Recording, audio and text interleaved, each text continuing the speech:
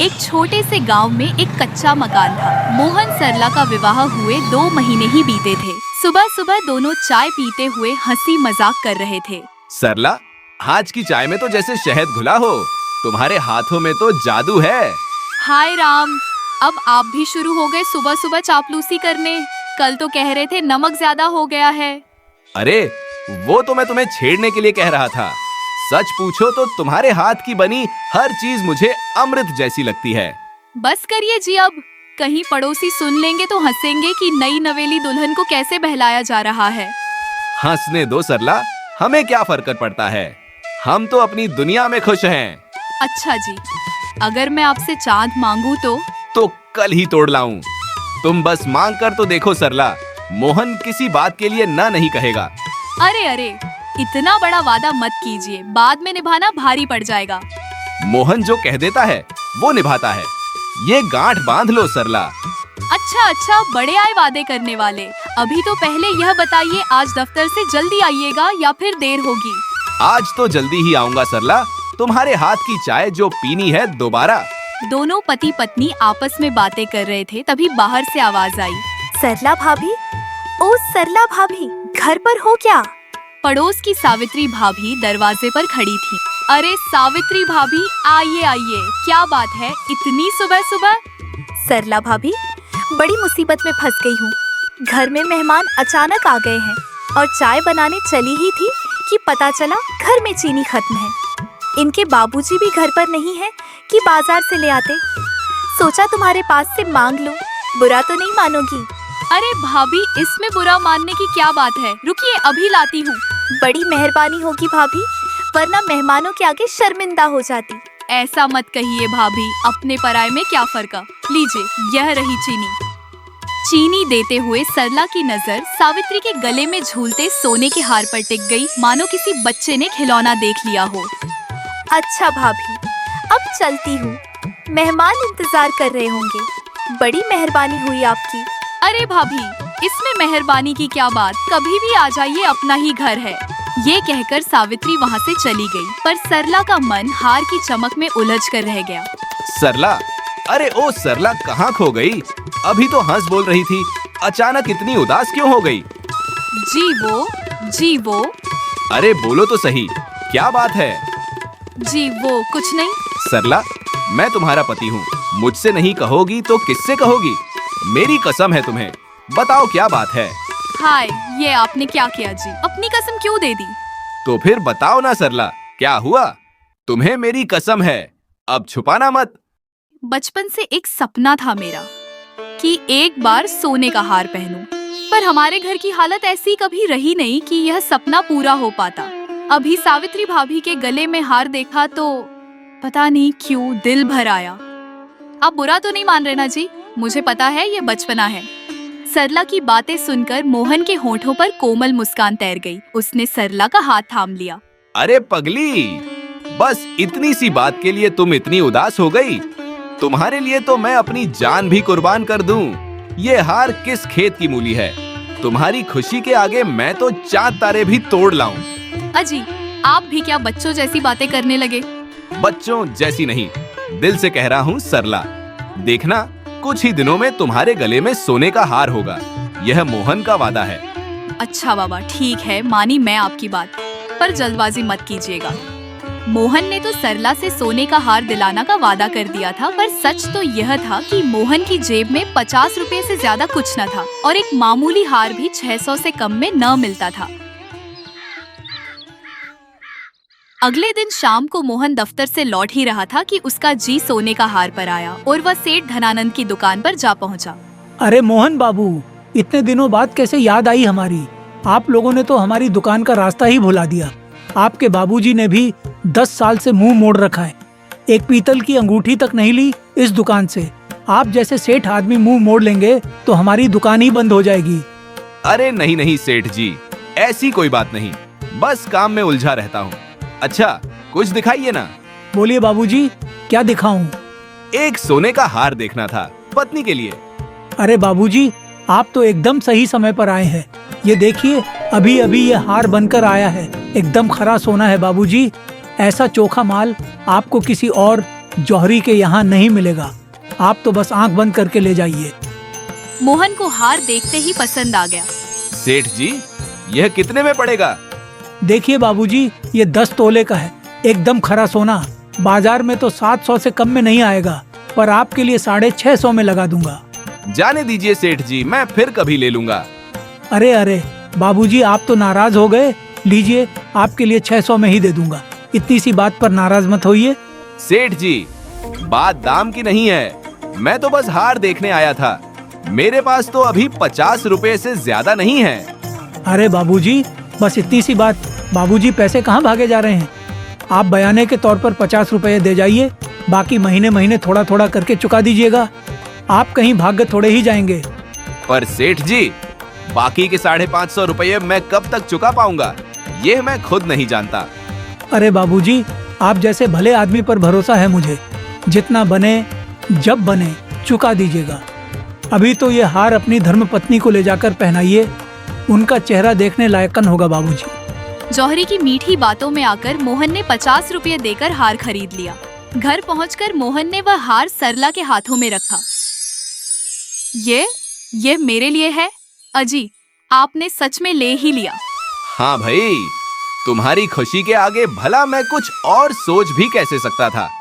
आप सच में दुनिया के सबसे अच्छे पति हैं जी। मैं इतनी खुश हूँ कि बता नहीं सकती। तुम्हारी यह मुस्कान देखने के लिए मैं दुनिया भर की मुसीबत उठा सकता हूँ सरला। सरला ने हार पहना और आईने में बार बार खुद को निहारने लगी। पर यह खुशी ज्यादा दिन टिकी नहीं। महीनों तक मोहन जौहरी को 1 रुपया भी न दे सका। एक शाम जौहरी ने रास्ते में मोहन को रोक लिया। मोहन बाबू, कब तक टालते रहेंगे? 6 महीने हो गए, 1 रुपया नहीं दिया आपने। मेरे भी घर गृहस्थी के खर्चे हैं भाई। सेठ जी, माफ कीजिए, अभी हाथ थोड़ा तंग है, थोड़ा और समय दे दीजिए। नहीं मोहन बाबू, अब और समय नहीं। कल सुबह तक पूरे 600 रुपए चाहिए मुझे, वरना मजबूरन तुम्हें पुलिस के हवाले करवाना पड़ेगा। हाथों में हथकड़ी लगवा दूंगा। फिर मत कहिएगा कि इज्जत उछल गई। यह सुनकर मोहन के पैरों तले जमीन खिसक गई। उसकी जेब में उस वक्त एक भी पैसा नहीं था और सुबह होते होते पूरे 600 रुपये जुटाना किसी पहाड़ को हिलाने जैसा लगा। उसका गला सूखने लगा और हाथ पैर कांपने लगे। हे भगवान, अब क्या करूं? इतनी बड़ी रकम रातों रात कहां से लाऊं? घर की ओर लौटते हुए रास्ते भर मोहन के मन में एक ही ख्याल घूमता रहा, क्यों ना सरला से हार वापस मांग ले। पर जैसे ही उसकी आंखों के आगे सरला का वह मासूम खुश चेहरा उभरता, जो हार पाकर आईने के सामने खिल उठा था, उसकी हिम्मत जवाब दे जाती। नहीं, मैं उसकी वो खुशी नहीं छीन सकता। चाहे कुछ भी हो जाए, मैं खुद ही कोई रास्ता निकालूंगा। उस रात मोहन ठीक से सो न सका।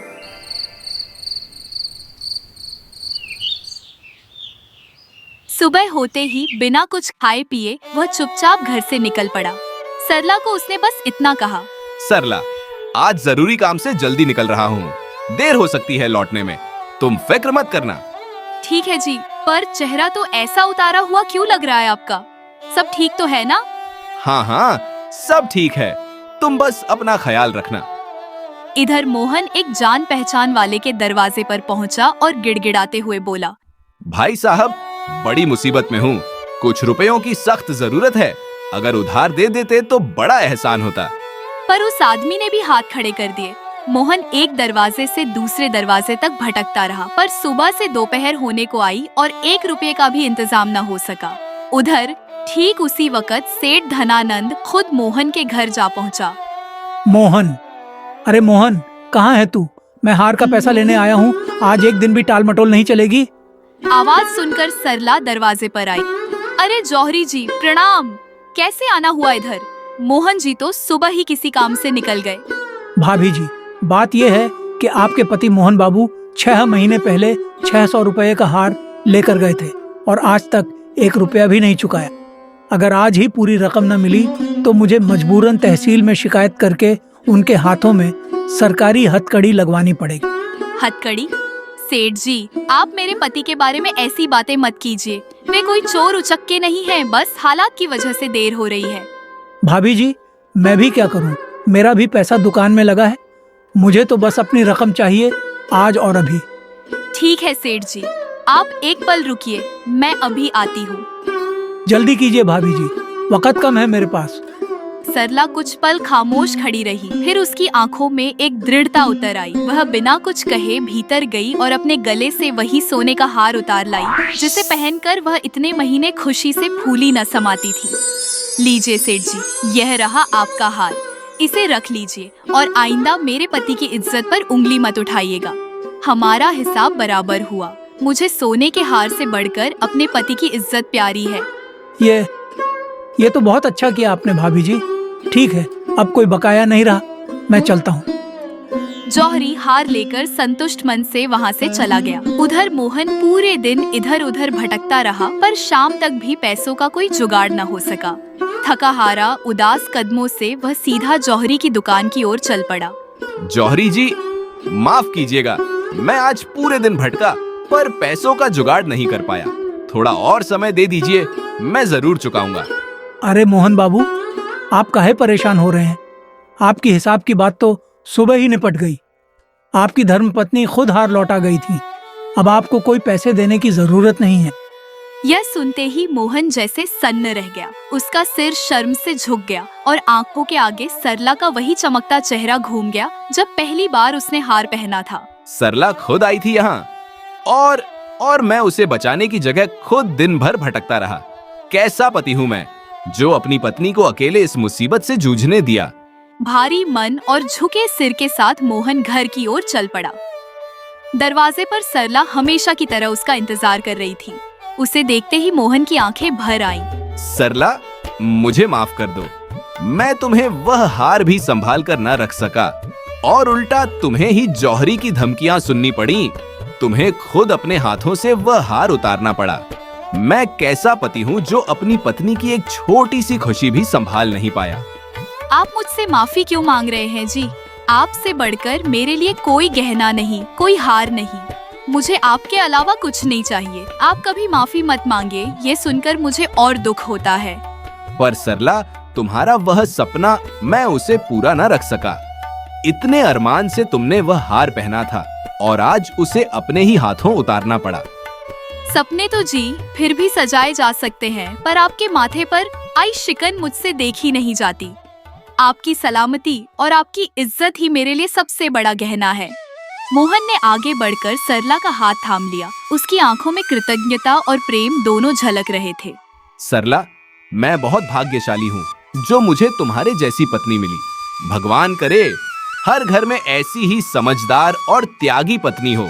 यह वादा रहा, एक दिन अपनी मेहनत से मैं तुम्हें इससे भी सुंदर हार पहनाऊंगा और उस दिन उसकी हर कड़ी में सिर्फ मेरी मेहनत होगी, किसी का उधार नहीं। मुझे उस दिन का इंतजार रहेगा जी, पर तब तक के लिए आपका साथ ही मेरे लिए काफी है। तुमने आज जो हिम्मत दिखाई, सच कहूँ तो उसने मुझे शर्मिंदा भी किया और गर्व से भर भी दिया। शर्मिंदा होने की कोई बात नहीं जी। पति पत्नी एक दूसरे की ढाल बनते हैं। आज मेरी बारी थी, कल शायद फिर आपकी होगी। हम साथ हैं, यही सबसे बड़ी बात है। बाहर आंगन में शाम ढल रही थी और भीतर दो दिलों के बीच वही मिठास, वही अपनापन था जो शादी के पहले दिन से आज तक कभी कम नहीं हुआ था।